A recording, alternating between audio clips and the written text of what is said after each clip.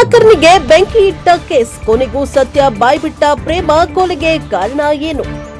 Foreign ಸ್ಟೈಲ್ನಲ್ಲಿ love propose ಮಾಡ್ತೀನಿ ಅಂತ ಕರೆದು ಬೆಂಕಿ ಹಚ್ಚಿ ಕೊಲೆ ಮಾಡಿದ ಪ್ರಿಯತಮೆ ಪ್ರೇಮಾಳ ಕರಾಳ ಮುಖ ಇದೀಗ ಬಯಲಾಗಿದೆ.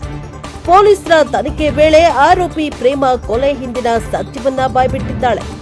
ವರ್ಷಗಳಿಂದ ಪ್ರೀತಿ ಮಾಡ್ತಾ ಇದ್ದ ಕಿರಣ್ನನ್ನ ಭೀಕರವಾಗಿ ಕೊಲೆ ಮಾಡಲು ಕಾರಣ ಏನು ಗೊತ್ತಾ?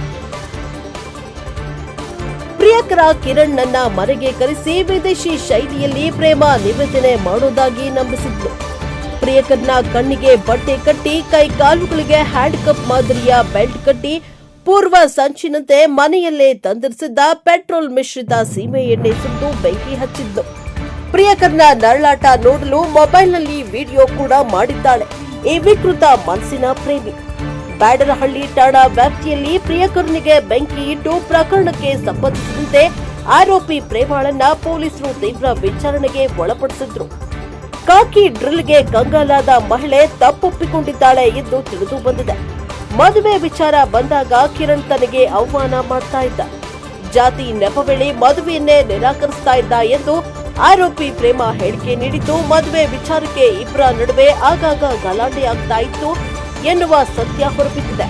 ಅಷ್ಟೇ ಅಲ್ಲದೆ ಕಿರಣ್ ತನ್ನನ್ನ ಭೋಗದ ವಸ್ತುವನ್ನಾಗಿ ಬಳಕೆ ಮಾಡಿಕೊಳ್ತಾ ಇದ್ದ ಎಂದು ಪ್ರೇಮ ಹೇಳಿದ್ದಾರೆ ಎನ್ನಲಾಗ್ತಾ ಇದೆ.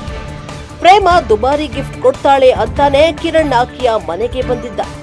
ಬೈಕ್ ಗಿಫ್ಟ್ ಕೊಡ್ತೀನಿ ಅಂತ ಕಿರಣ್ನನ್ನ ಕರೆದಿದ್ದ ಪ್ರೇಮ ಬಳಿಕ ಇದೇ ಕಾರಣಗಳಿಗೆ ನಾನು ಕಿರಣ್ ಕೊಲೆಗೆ ಪ್ಲಾನ್ ಮಾಡಿದ್ದಾಗಿ ಪೊಲೀಸರ ಮುಂದೆ ಆರೋಪಿ ಪ್ರೇಮ ತಪ್ಪೊಪ್ಪಿಕೊಂಡಿದ್ದಾಳೆ.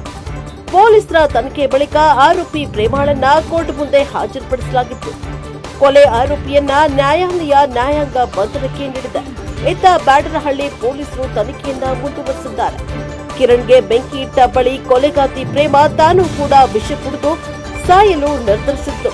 ಆದರೆ ಬೆಂಕಿ ಹೊಗೆ ಹೆಚ್ಚಾದಂತೆ ಆತಂಕಗೊಂಡು ಸ್ಥಾನದ ಮನೆಗೆ ಹೋಗಿ ಬಾಗಿಲು ಹಾಕಿಕೊಂಡು ಬಚ್ಚಿಟ್ಟುಕೊಂಡಿದ್ಲು. ನಂತರ ಗಾಬರಿಗೊಂಡು ಮನೆಯಿಂದ ಹೊರ ಬಂದಿದ್ದಳು ಎಂಬ ವಿಚಾರ ತನಿಖೆಯಲ್ಲಿ ತಿಳಿದು ಬಂದಿದೆ ಎಂದು ಮೂಲಗಳು ತಿಳಿಸಿವೆ.